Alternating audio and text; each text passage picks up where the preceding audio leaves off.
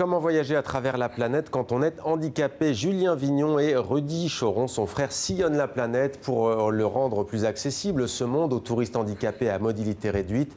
Ils viennent nous présenter leur association Handilol. Bonsoir à tous les deux. On va commencer avec vous, Julien Vignon. Merci d'être avec nous. Bonsoir. Vous êtes venu donc avec votre frère Rudy Choron. Merci d'être avec nous. Bienvenue également à vous. Handilol, donc vous allez nous en parler. Le LOL, bien entendu, pour le fameux acronyme qui veut dire rire sur les réseaux sociaux. On va le voir. Et puis avec nous également ce soir, une jeune femme que vous connaissez bien, que vous avez rencontrée. Vous allez nous dire comment. Blandine Even, vous êtes à Liège, en Belgique. Merci d'être avec nous également. Vous êtes passionnée de voyage. Vous avez fait un tour du monde seul avec votre fauteuil roulant. Votre journal en ligne s'appelle 1000 découvertes sur 4 roulettes. Restez avec nous. On vous retrouve dans un instant. Le temps pour nous d'ailleurs de découvrir un petit extrait du voyage de nos invités en plateau à New York. On regarde. J'aimerais bien qu'on parle de la voirie et l'accessibilité des commerces. On n'a rencontré vraiment aucun souci durant ce voyage. On a pu circuler facilement sur les trottoirs qui sont assez larges. Le revêtement est plutôt bon. La quasi-totalité des trottoirs sont abaissés au croisement. Ah ouais, ça franchement, quasiment tout le temps, à part quelques exceptions dans des quartiers plus anciens comme Greenwich Village par exemple. Il faut quand même dire que c'est la première fois de tous nos voyages qu'on met la note de 5 sur 5 au commerce. Ils sont peut-être pas accessibles à 100% dans tout Manhattan et les autres quartiers, mais on n'a jamais vu ça. Il y a toujours soit une entrée de plein pied, soit une rampe, soit il y a une sonnette pour demander la rampe aux commerçants. Ça, c'était vraiment génial. Il y a toujours une solution. Rudy Choron, 5 sur 5 pour les commerces new-yorkais et pour les commerces lyonnais où vous vivez? À Lyon, c'est plutôt positif au niveau de l'accessibilité. Bon, il y a certains quartiers, dans le quartier historique, où c'est un peu plus compliqué. Donc là, on va trouver peu de commerces accessibles. Mais sinon, à Lyon, je pense au transport notamment, c'est vraiment facile de se promener en toute autonomie, en fauteuil roulant. Ouais. Vous êtes un passionné de voyage. Racontez-nous le déclic. Comment vous êtes dit finalement, c'est pas parce que je suis une personne handicapée que je ne vais pas m'empêcher de voyager? Oui, c'est tout à fait ça. En fait, au départ, avec mon frère, on faisait quelques séjours en France, notamment à Paris. Et il y a eu l'arrivée du fauteuil en 2009. Et c'est 2 années après qu'on a commencé à faire notre premier voyage en fauteuil roulant. En fait. Ouais. C'était à Venise, fin 2011. Donc une destination où on pense que c'est très difficile d'accès, mais finalement, on s'est renseigné beaucoup de temps au préalable et c'était faisable. La ville a mis en place beaucoup de choses pour rendre accessible la ville. Justement, le voyage à Venise, c'est intéressant parce que vous deviez partir avec un ami, il me semble. Ça s'est pas fait. Vous êtes parti avec votre frère. C'était le premier voyage à deux? Alors, on est parti avec cet ami. Ouais. Et à la base, c'est vrai que comme c'est une ville qui n'est pas réputée accessible à cause de sa configuration, ses ponts, je ne pensais pas emmener Rudy avec nous. Et finalement, en faisant quelques recherches sur Internet, on a découvert ces fameuses brochures de la ville qui expliquent comment se débrouiller dans chaque quartier historique. Des guides, hein. Voilà, et finalement, on a pu faire ce voyage. Tout n'était pas parfait, mais quand on est rentré, on s'est dit, bon, il y a des informations qui manquent sur Internet, ça serait bien qu'on ne les garde pas que pour nous, puisqu'on a collecté plein de choses. Et c'est avec le deuxième voyage l'année suivante à Barcelone qu'on s'est dit, là, il faut y aller. Il faut faire quelque chose. Donc, on a créé le site Internet Handilol fin 2012. Alors, que trouve-t-on sur Handilol? Donc, des guides de voyage PMR pour personnes à mobilité réduite très détaillés. Nous, on regarde vraiment toute la chaîne de déplacement. Quand on arrive à l'aéroport ou à la gare d'une ville, comment on rejoint le centre-ville, comment on se déplace avec les transports en commun. Très important de trouver un hébergement accessible et adapté. La nuance est de taille, j'insiste, parce qu'accessible veut dire beaucoup de choses. Les lieux touristiques, la voirie, comme on voyait dans le petit extrait vidéo. Et quelque chose d'important aussi, on y tient, c'est les WC. Parce que quand on a besoin de faire une pause pipi, c'est comme tout le monde, mais nous, c'est plus difficile de trouver où aller. Alors on va à Liège, en Belgique, où nous attend Blandine Even. Blandine Even, on vient de parler de New York. Vous avez fait un tour du monde seul, vous. On a presque envie de vous demander comment avez-vous fait? C'était pas insurmontable? C'était compliqué parfois, mais en fait, faire le tour du monde, c'était mon rêve depuis toujours. Moi, j'ai toujours eu la passion des voyages. Et voilà, après, quand le fauteuil est arrivé, pour moi, c'était évident que j'allais continuer à voyager et que je réaliserais ce rêve un jour. Est-ce qu'il y a un pays qui fait figure de modèle à vos yeux? Alors, dans le monde, je sais pas.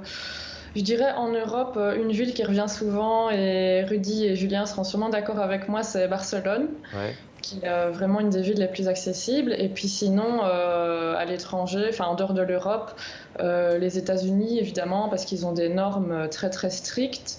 L'Australie, où j'ai passé 6 mois, c'est plutôt bien accessible aussi. Et en Asie, j'ai été très impressionnée par Singapour, qui est une ville vraiment où presque tout est accessible, c'est génial. Alors, on vous a vu à l'image, notamment pendant que vous parliez en parachute, sans doute ascensionnel. Pourquoi avoir lancé un blog? Au fond, vous auriez pu garder cette passion du voyage, d'Andy voyageuse, comme vous dites vous-même, pour vous. Pourquoi faire partager cela? Bah, en fait, je vais répéter un peu la même chose que ce que mes copains viennent de dire. Quand on est en fauteuil roulant, moi j'ai l'impression que le principal obstacle au voyage, c'est pas seulement le manque d'accessibilité, c'est surtout le manque d'information. Ouais. Voilà, comme ils l'ont dit avant, trouver un hôtel accessible avec une salle de bain qui est parfaitement adaptée, ça demande parfois plus d'une dizaine d'heures de recherche, envoyer une vingtaine de mails.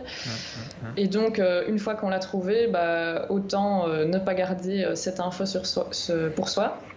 Dans les guides de voyage, il n'y a pratiquement aucune information sur l'accessibilité des hôtels ou des endroits touristiques. Sur Internet, on trouve quelques infos, mais elles ne sont pas toujours tout à fait correctes. Je pense notamment à un site de réservation d'hôtels bien connu qui commence par B, où beaucoup d'hébergements sont indiqués comme accessibles au PMR, alors qu'en réalité, ils ne le sont pas du tout. Donc en fait, la meilleure source d'infos, bah, c'est les voyageurs à mobilité réduite eux-mêmes, comme moi, comme Julien, comme Rudy. Restez avec nous, Blandine, justement. On va peut-être demander à Rudy Choron, comment est-ce que vous avez connu Blandine Even? Eh ben, on l'a connu. On avait prévu de faire un voyage à Bruxelles. Ouais. Donc on cherchait des informations sur Internet et puis on a découvert son blog. Donc je me souviens de lui avoir écrit un long mail pour avoir quelques informations sur la ville. Et puis on est resté bien en contact ensuite. Et puis...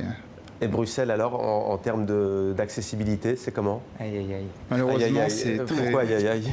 Bah, en fait, on fait un classement, on a une notation pour chaque ville, et c'est pas loin du top 3 des moins bons élèves. Hein. C'est vrai? Ce qui est assez décevant d'ailleurs pour une ville comme Bruxelles. Hein. Mais entre les pavés, le manque d'accès au commerce, les transports... Ouais, c'est vraiment difficile de pouvoir prendre avec et de prendre les transports avec toute autonomie. Ouais, c'est compliqué. Blandine Even, vous entendez ce qu'on dit de Bruxelles, ça vous surprend? C'est vrai que la Belgique fait plutôt figure de modèle, en tout cas par rapport à la France en la matière. C'est pas forcément le cas partout en Belgique? Bah, là, c'est vrai que Bruxelles, c'est la capitale des institutions européennes en plus, et c'est vrai que malheureusement, c'est, je pense, une des capitales les pires en matière d'accessibilité. Moi, en fait, j'ai une rampe avec moi, d'ailleurs, Rudy a la même, mais je me balade en permanence avec ma propre rampe que j'utilise à Bruxelles pour pouvoir accéder aux transports en commun. Donc, c'est moi qui les rends accessibles, en fait, parce qu'autrement, ils ne le seraient pas. Et voilà, mais là je reviens en fait de 4 jours à Rome et je pense que Rome est peut-être même encore pire que Bruxelles. Rome pire que Bruxelles. Bon, beaucoup de progrès à faire. Quel conseil donneriez-vous, Blandine Even, justement, aux personnes à mobilité réduite, et notamment en fauteuil, qui veulent voyager, ne pas se priver au fond de leur envie, de leur passion? De bien préparer leur voyage, s'ils ne veulent pas avoir trop de surprises, évidemment. Et après, voilà, ils peuvent commencer par des villes pas trop lointaines et plutôt bien accessibles, comme je l'ai dit, Barcelone ou Berlin ou Londres aussi. Et voilà, alors moi c'est vrai que j'ai fait un tour du monde, je sais bien que, toute seule en plus, je sais bien que tout le monde ne peut pas partir seul à l'autre bout du monde. On a tous des handicaps différents, avec des besoins différents, mais même sans prendre l'avion, et j'en parle aussi sur mon blog, on peut déjà faire de belles découvertes pas très loin de chez soi. Julien Vignon, il y a un coût à tout cela, on imagine, quand on voyage et quand on est une personne à mobilité réduite. Comment faites-vous? Il y a une réalité, c'est que quand on est en situation de handicap, tout coûte souvent plus cher, des fois même une chambre d'hôtel, ce que je trouve pas très normal d'ailleurs. Tout ce qui est transport, au niveau des taxis, des transports spécialisés, une simple course revient très cher également. Donc pour nous, comme dit Blandine, il faut vraiment anticiper son voyage, étudier bien tous les postes. Et nous, on est connus pour être les monsieur, mister bons plans. D'ailleurs, on a une rubrique sur notre site internet où on liste tous ces bons plans dans les transports, dans les établissements hôteliers, etc., pour essayer de voyager à moindre coût. Et très important, il y a des personnes qui ne touchent que l'allocation adulte handicapé, qui s'élève maintenant à 900 € par mois. C'est même pas un SMIC. Quand on a déjà payé toutes ces charges courantes, ça fait pas beaucoup à la fin du mois pour les loisirs. Donc on a une rubrique sur les aides financières aussi qui sont... pour orienter justement pour les personnes concernées. Ouais. Rudy Choron, il y a eu plusieurs plans successifs annoncés. Peut-être n'étiez-vous pas né déjà en France quand on annonçait des plans successifs justement pour favoriser l'accessibilité. On a le sentiment que ça avance mais très doucement. Déjà, on peut dire que la toute première loi date de 1975, donc il y a plus de 40 ans. Ouais. Il y a eu ensuite la loi de 2005.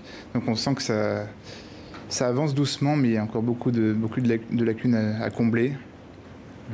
Même dans certaines grandes villes. Que faut-il faire selon vous pour que ça avance beaucoup plus vite ?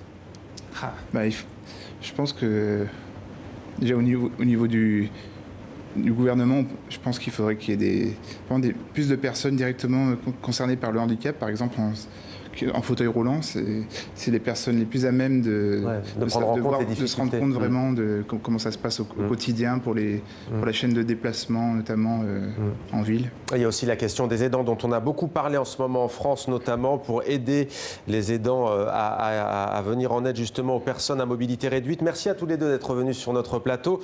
Blandine Venn, peut-être juste un mot pour finir.